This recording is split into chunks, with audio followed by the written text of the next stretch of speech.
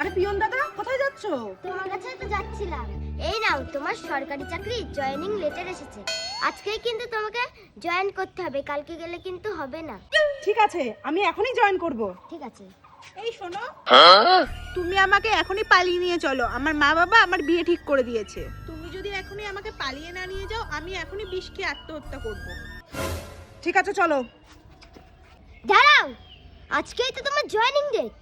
একটা মেয়ের জন্য তুমি সরকারি চাকরি ছেড়ে দেবে?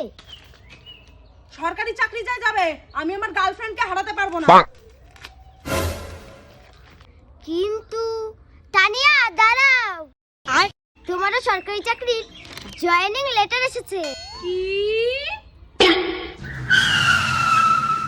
আরে শোনো, কোথায় যাচ্ছ?